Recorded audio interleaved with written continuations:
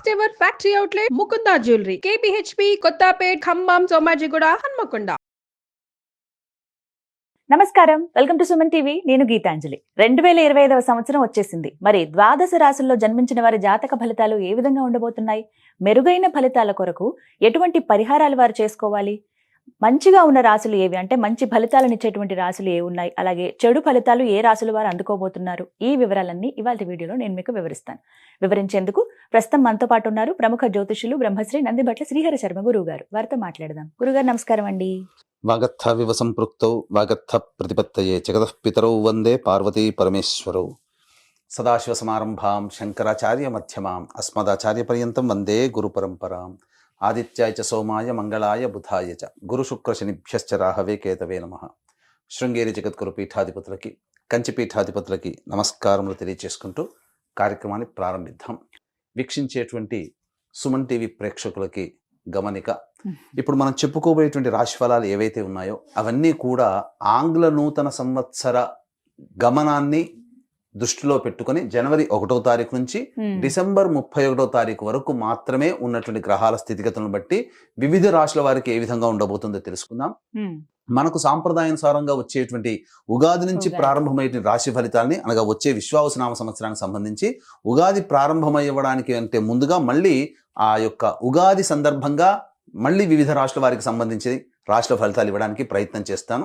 కాబట్టి ఇటువంటి దాంట్లో ప్రపంచమంతా అంగీకరిస్తున్నటువంటిది 2025 నూతన సంవత్సరం.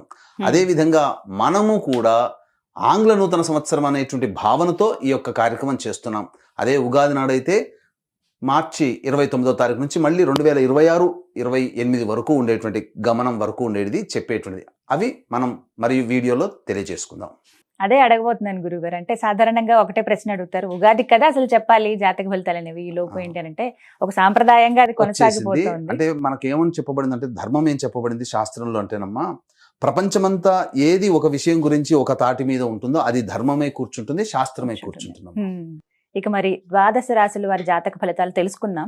ముందుగా గ్రహస్థితులు ఏ విధంగా ఉన్నాయో తెలియచేస్తారా? జనవరి 1, 2025 నుంచి. ఇక గ్రహస్థితిలోకి గనక గమనించుకున్నట్లయితే ముఖ్యంగా గురువు 9th మే వరకు కూడాను ఈ వృషభ రాశిలో సంచారం చేస్తున్నాడు. 9th మే నుంచి మిథున రాశిలోకి సంచారం, 9th మే నుంచి సెప్టెంబర్ 27వ తారీఖు వరకు.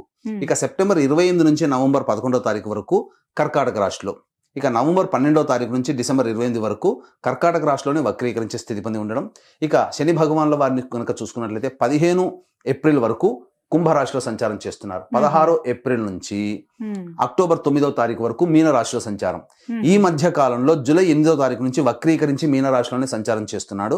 అలాగే అక్టోబర్ 10వ తారీఖు నుంచి కుంభరాశిలో సంచారం చేస్తూ వక్రీకరించి కుంభరాశిలో, నవంబర్ 26వ తారీఖు నుంచి వక్రత్యాగము శని భగవాన్ల వారు చేస్తున్నారు. ఇక రాహుకేతులు కనుక చూసుకున్నట్లయితే 15 మే వరకు కేతువు కన్యలో మరియు రాహువు మీనరాశిలోకి, అలాగే 16 మే నుంచి సింహరాశిలో కేతువు, అలాగే కుంభరాశిలో 16 మే నుంచి రాహుగ్రహ సంచారం జరుగుతుంది. ఇక్కడ గమనించుకున్నట్లయితే ఇక్కడ వీక్షించేటువంటి ప్రేక్షకులకు అందరికీ తెలియజేయాల్సినటువంటి అంశం ఏంటంటే, ముఖ్యంగా అందరూ ఈ ద్వాదశ రాశుల గురించి రాగానే అందరూ ఆలోచించేటువంటిది ముఖ్యంగా శని దోషం, ఏలినాడు శని, అష్టమ శని, అర్ధాష్టమ శని, కంటక శని, యోగ శని, ఈ శని దోషాలు. అయితే ఇక్కడ 15 ఏప్రిల్ వరకు శని కుంభరాశిలో సంచారం చేస్తూ 16 ఏప్రిల్ నుంచి మీనరాశిలోకి సంచారం చేస్తున్నా, ఈ యొక్క జూలై 8 నుంచి మీనరాశిలోనే సంచారం చేస్తూ వక్రీకరించినటువంటి కారణం చేత మళ్ళీ ఈ కుంభరాశి ఫలితాన్ని ఇస్తాడు.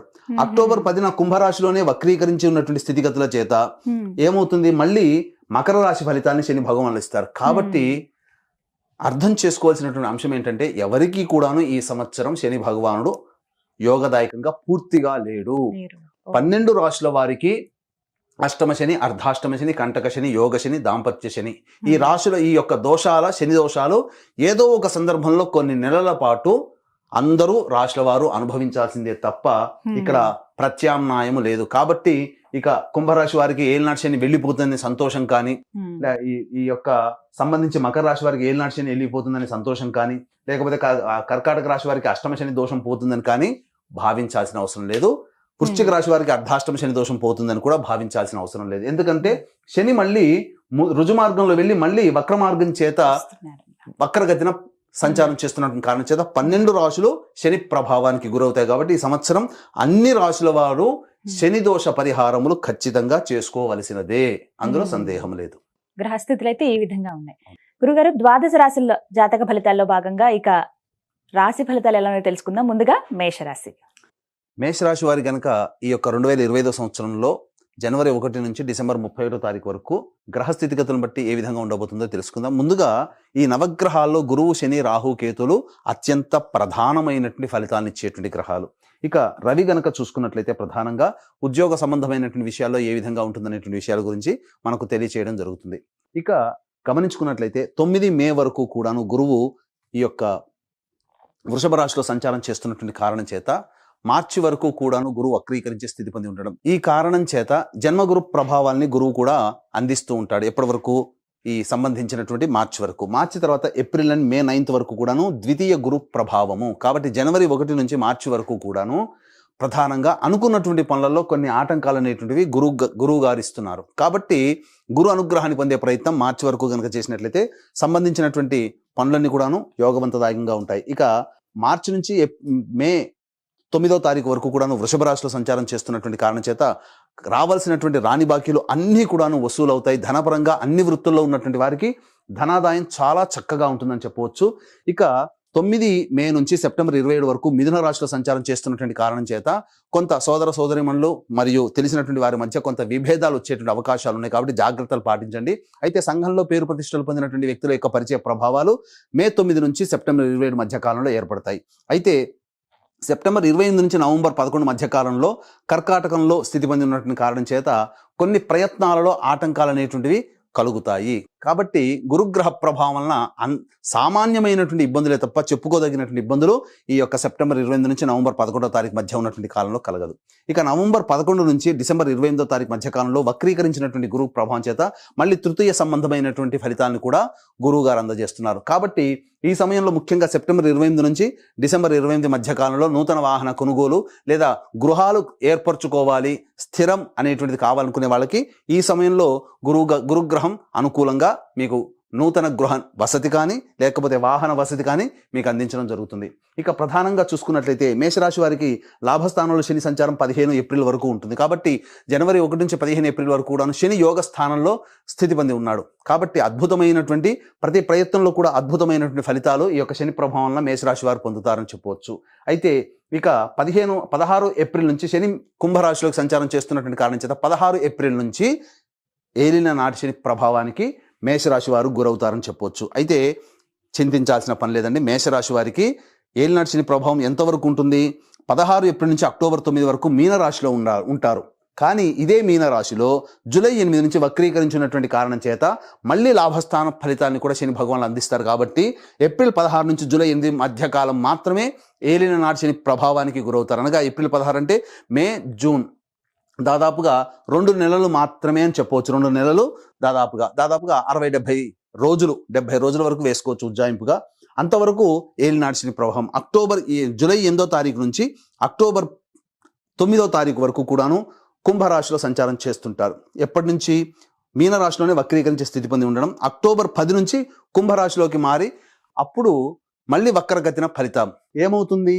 శని భగవానుల వారు వక్రగతిన ఫలితం ఉన్నప్పుడు లాభస్థాన ఫలితాలని, దశమస్థాన ఫలితాన్ని ఇస్తాడు. కాబట్టి ఈ ప్రభావం వలన అక్టోబర్ 10 వరకు ఈ సంబంధించినటువంటి కుంభంలో వక్రీకరించి ఉండి నవంబర్ 26వ తారీఖు వరకు కూడాను కుంభరాశిలోనే వక్రీకరించినటువంటి గ్రహ ఫలితం ఏమవుతుంది? ఉద్యోగ మార్పులు చేసుకోవాలనే ఆలోచన ఉన్నటువంటి వాళ్ళకి ఈ యొక్క అక్టోబర్ 10 నుంచి నవంబర్ 26 వరకు ఉన్నటువంటి కాలం యోగ కాలము. అన్ని విధాలుగా సహాయ సహకారాలు, ముఖ్యంగా తీర్థక్షేత్ర సందర్శనం, పుణ్య నదీ స్నాన ప్రభావం ఈ అక్టోబర్ 10 నుంచి నవంబర్ 26 మధ్య కాలంలో జరుగుతుంది.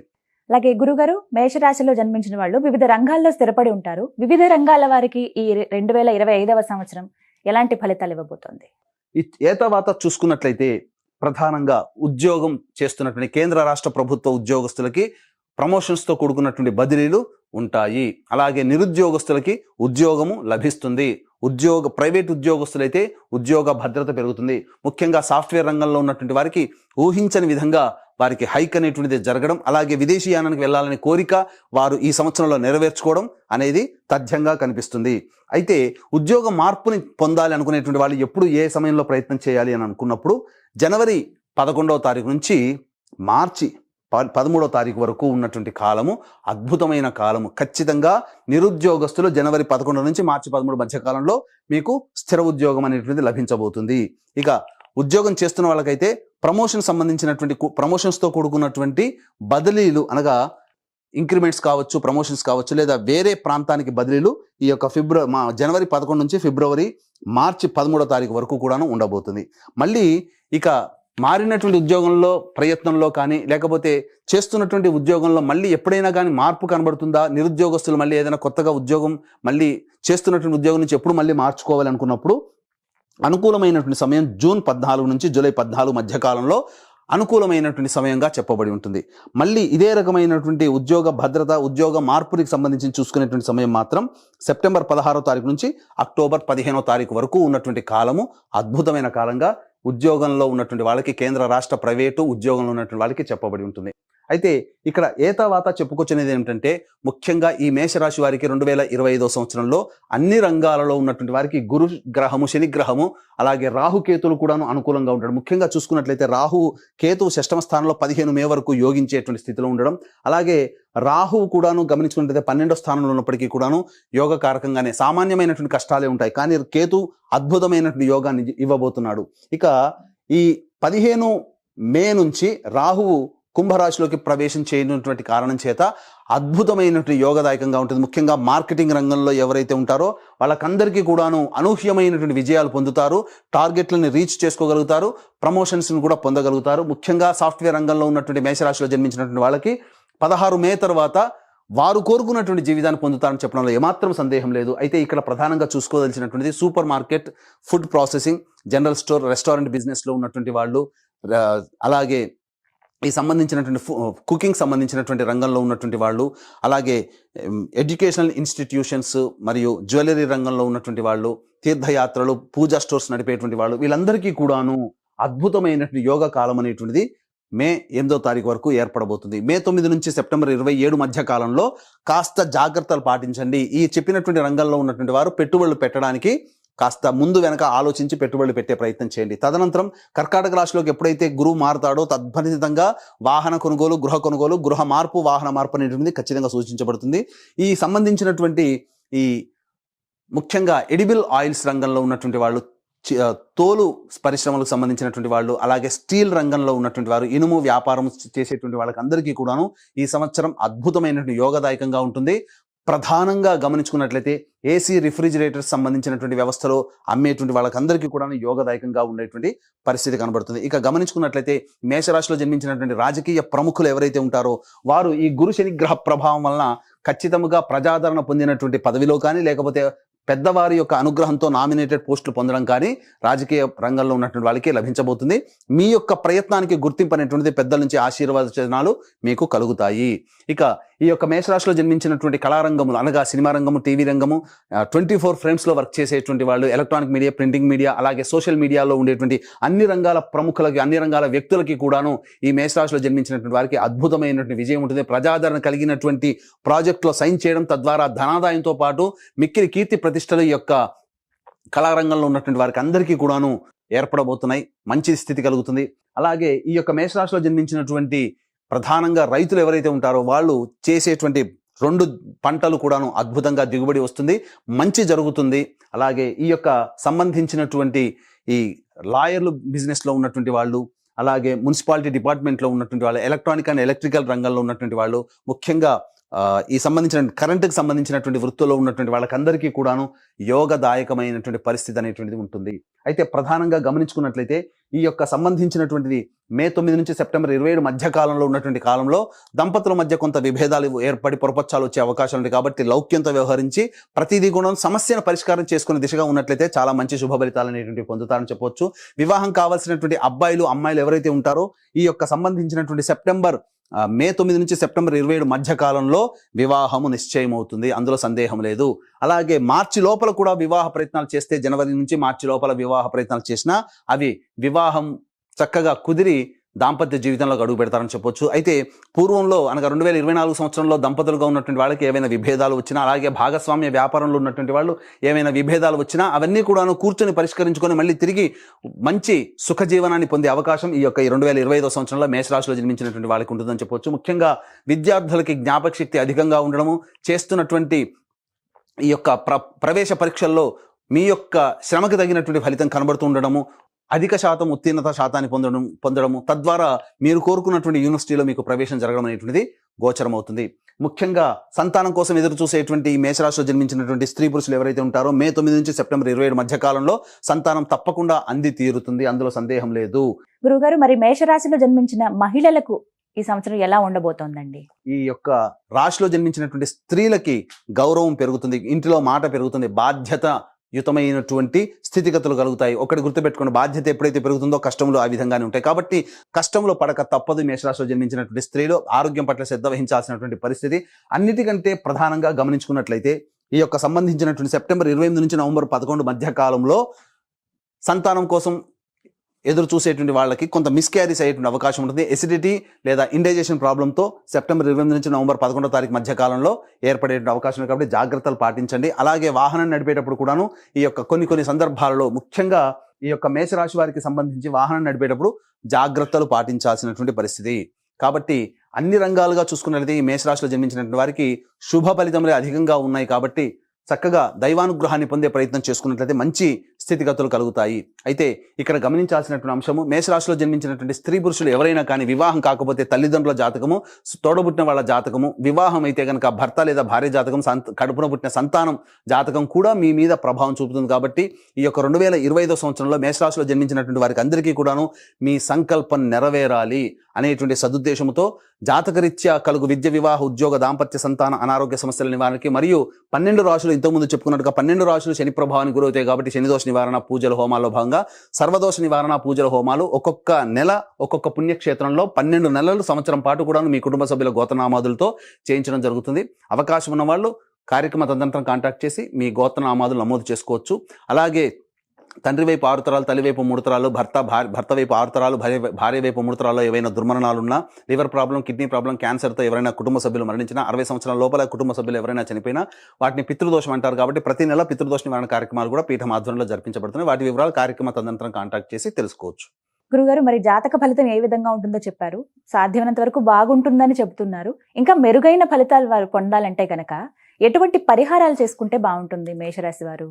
మేషరాశి వారు ప్రధానంగా ప్రతిరోజు దత్తాష్టకము, అలాగే కాలభైరవాష్టకము, రుద్ర కవచము ప్రతిరోజు కూడా రోజుకు 3 సార్లు పారాయణం చేస్తూ, మంగళవారం నాడు ఉపవాస నియమాన్ని పాటిస్తూ కనుక ఉన్నట్లయితే ఈ 2025 సంవత్సరంలో వచ్చేటువంటి సమస్యలు చాలా మటుకు పరిష్కరించుకోగలుగుతారు. అయితే ఇప్పుడు చెప్పినటువంటి విధంగా ఈ ఫలితాలకి భిన్నంగా మీ యొక్క జీవితం ఉన్నట్లయితే మీ యొక్క జన్మజాతకంలోనే నడుస్తున్నటువంటి గ్రహ దశాంతర దశల ప్రభావాలు కావున దగ్గరలోని మంచి ఉపాసనాపరులైనటువంటి జ్యోతిష్య పండితుని సంప్రదించి వారి సలహాలు, సూచనలు కనుక పాటించినట్లయితే మరింత మెరుగైనటువంటి జీవితాన్ని పొందుతారని ఆశిస్తూ సర్వం శ్రీ ఉమామహేశ్వర పరబ్రహ్మార్పణమస్తు. ఈ 2025 సంవత్సరంలో మేషరాశి వారి జాతక ఫలితాలు, అలాగే వారు చేసుకోవాల్సిన పరిహారాలు చక్కగా వివరించారు గురుగారు. నమస్కారం అండి.